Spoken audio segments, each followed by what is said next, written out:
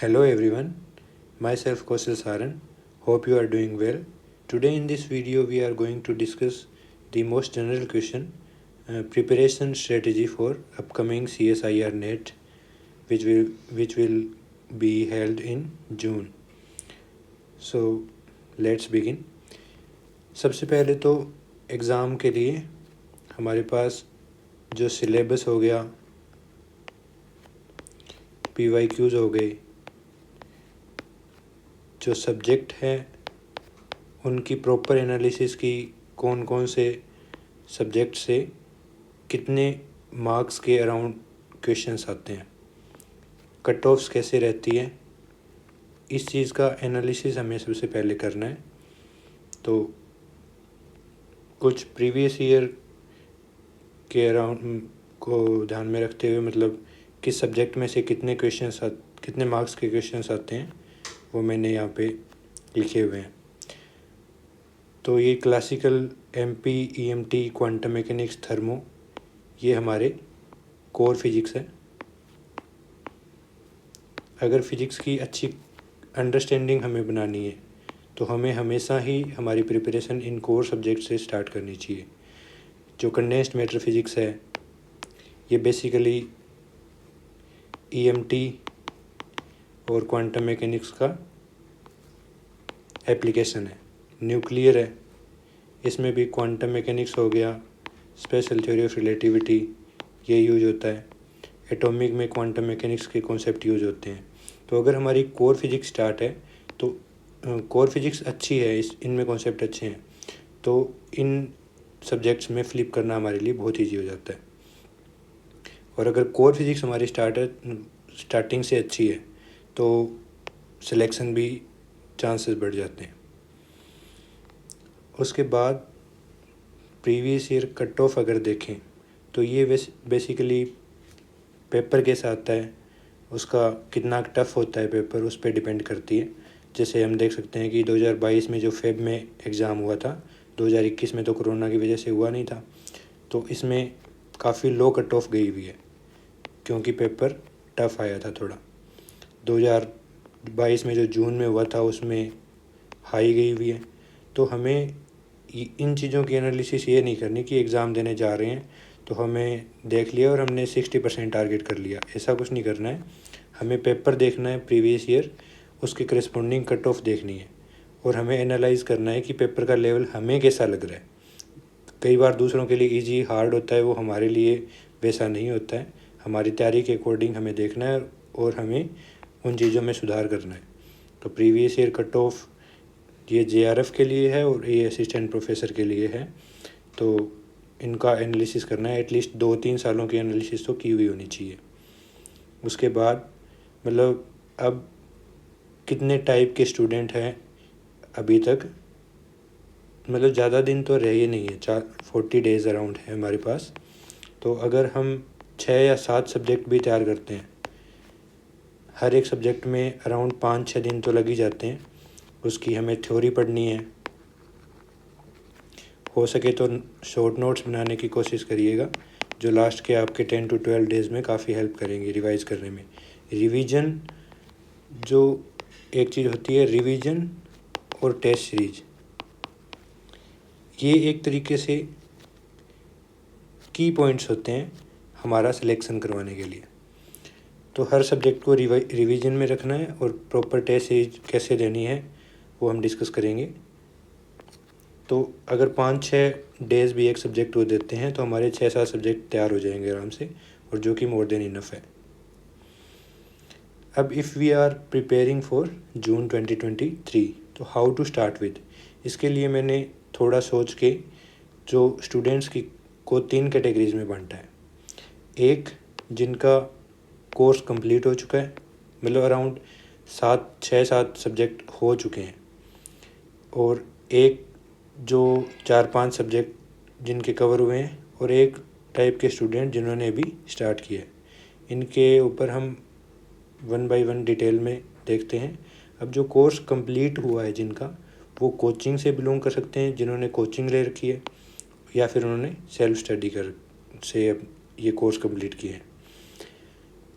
तो एक तो ऐसे हो सकता है कि जो प्रीवियस गेट हुआ था तब तक इनका कोर्स कंप्लीट हो चुका है और रिवीजन में नहीं है चीज़ें, तो अपने शॉर्ट नोट्स को रिवाइज करना स्टार्ट करो। अब सभी के लिए, इन तीनों टाइप की कैटेगरी के लिए जो है, बेसिकली फर्स्ट दो जिनके कुछ न कुछ सब्जेक्ट हो रखे हैं, 4 या 5 सब्जेक्ट से ज़्यादा, उनके लिए जो कॉमन चीज़ है वो है start with test series.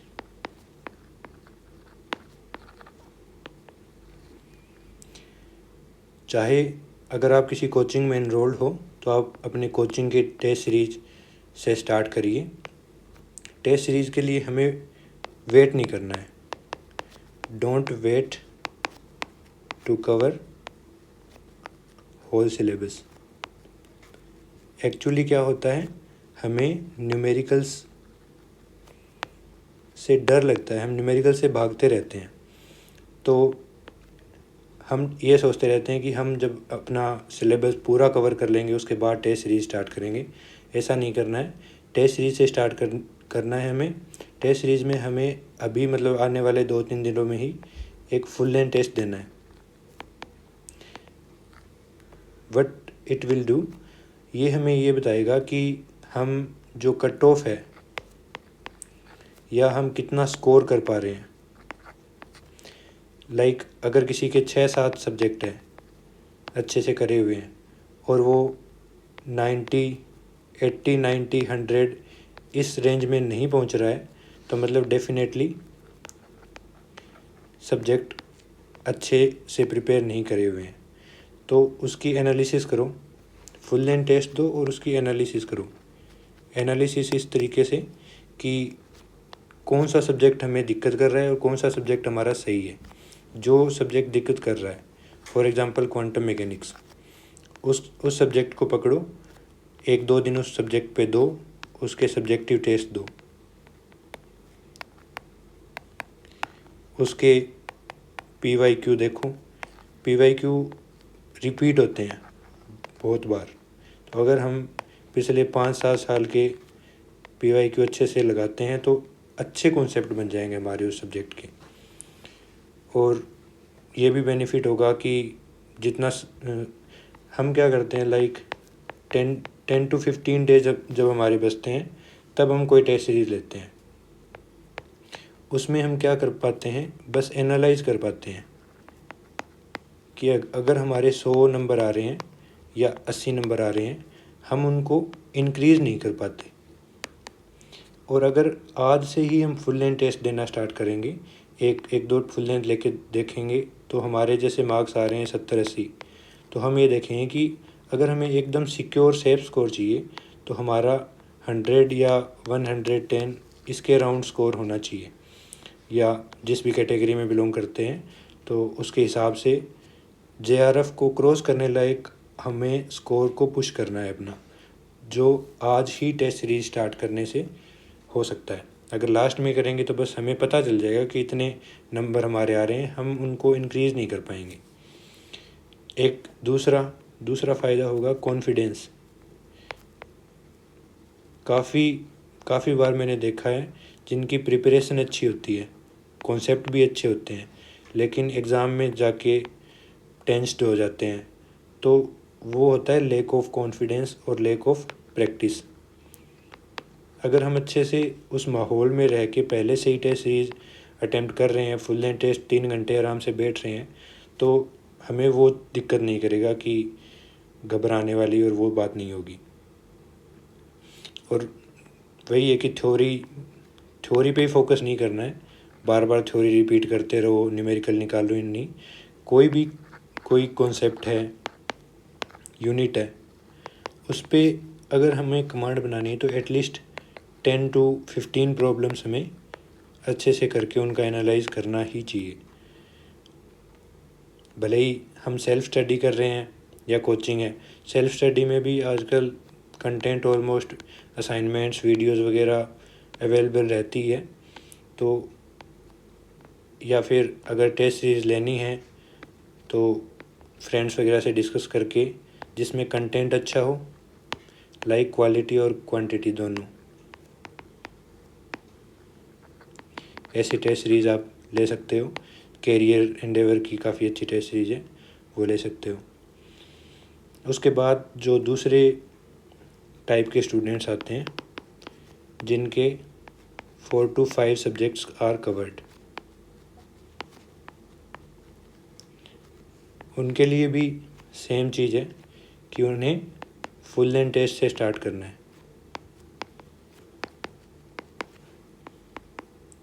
Start with full length test, उसको एनालाइज करो। अब ये डिपेंड करता है, 4-5 सब्जेक्ट भी अगर बहुत अच्छे से तैयार हो तो सिलेक्शन हो सकता है, JRF भी क्लियर हो सकता है। अगर मैं मेरा पर्सनल एक्सपीरियंस बताऊं तो मैंने जो सितंबर 2022 वाला एग्ज़ाम दिया था, उस टाइम मेरे सब्जेक्ट थे क्वांटम मैकेनिक्स, जिसमें एडवांस लाइक परटर्बेशन थ्योरी वगैरह तैयार नहीं थे। हाइड्रोजन एटम वगैरह तक मेरी क्वांटम मैकेनिक्स एंगुलर मोमेंटम तक तैयार थी। EMT मैंने कंप्लीट करी हुई थी, MP की हुई थी, जिसमें स्पेशल फंक्शन शायद नहीं करे हुए थे उस टाइम तक। थर्मो में जो स्टैटिस्टिकल में थर्मो मेरी करी हुई थी, स्टैटिस्टिकल मैंने खुद से करी थी, जो पार्टीशन फंक्शन वगैरह होते हैं, और क्लासिकल मैकेनिक्स, ये सब्जेक्ट मेरे तैयार थे और मेरा JRF हो गया था। तो हम कितनी डेप्थ में सब्जेक्ट को तैयार कर रहे हैं, उसके असाइनमेंट्स प्रॉब्लम वगैरह निकाल रहे हैं, तो इतने सब्जेक्ट से भी हो सकता है। तो अगर जिनका 4-5 सब्जेक्ट कवर है वो फुल लेंथ टेस्ट से स्टार्ट करते हैं तो उन्हें ये आइडिया हो जाएगा वो कितना स्कोर कर रहे हैं। अगर उनका स्कोर कम आ रहा है तो इसका मतलब उनकी जो ये 4-5 सब्जेक्ट है उनमें कमांड अच्छी नहीं है। तो पहले तो आप इनका रिवीजन कीजिए, इनके शॉर्ट नोट्स बनाइए और इनको रिवीजन में रखिए। अब डिपेंड करता है आपने कौन से सब्जेक्ट को तैयार रखे हैं। लाइक अगर आपने न्यूक्लियर पार्टिकल हो गया, इलेक्ट्रॉनिक्स हो गया, SSP हो गया, ये सब्जेक्ट तैयार कर रखे हैं तो ये आपकी क्वांटिटी बढ़ा देंगे, लेकिन जो इनसे सिलेक्शन का चांस थोड़ा कम होता है, क्योंकि जो कोर फिजिक्स होती है वो ज़्यादा अच्छी हो तो क्वेश्चन बनने के चांसेस ज़्यादा अच्छे सही होते हैं। तो इसलिए आप अगर स्कोर कम रहता है, पहली बात तो इनको रिवीजन करिए, इनके सब्जेक्टिव टेस्ट दीजिए, उसके बाद आप सब्जेक्ट ऐड कीजिए। अब ऐड कैसे कर सकते हैं, लाइक EMT है तो EMT आप प्रॉपर तैयार करेंगे तो अराउंड 10-15 दिन लगेंगे। अगर स्टार्टिंग से तैयार करेंगे तो वो काफ़ी वास्ट सब्जेक्ट है। तो आप PYQ की एनालिसिस कीजिए, तो उससे लाइक आपने अगर AMP तैयार नहीं किया है तो AMP में जो पर्टिकुलरली मॉलिक्यूलर फिजिक्स वगैरह होते हैं उसके छोटे छोटे कॉन्सेप्ट होते हैं, रोटेशनल, वाइब्रेशनल, स्पेक्ट्रोस्कोपी के, रोटेशनल कांस्टेंट वगैरह के जो आ जाते हैं। स्टैटिस्टिकल मैकेनिक्स में पार्टीशन फंक्शन वगैरह के कॉन्सेप्ट होते हैं। इस टाइप से आप जो है टारगेट कीजिए टॉपिक्स को और उनको एडअप करते हुए आप अपने जो मार्क्स की प्रोबेबिलिटी है वो बढ़ाइए।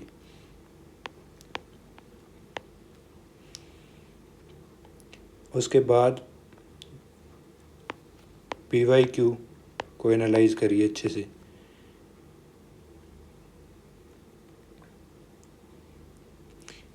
और जो फाइनली जिनके कोई सब्जेक्ट कवर नहीं है, नो सब्जेक्ट कवर्ड और जस्ट स्टार्टेड,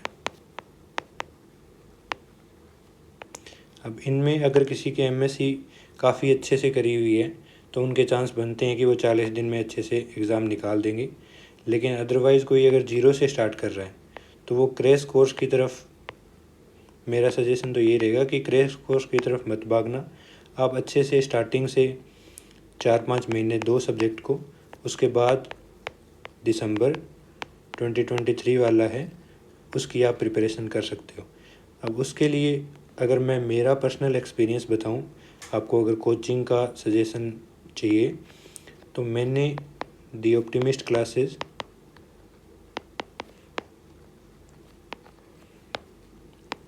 दिल्ली में जो है वहाँ से कोचिंग करी थी ऑफलाइन, जिसके डायरेक्टर डॉक्टर शमीम सर है।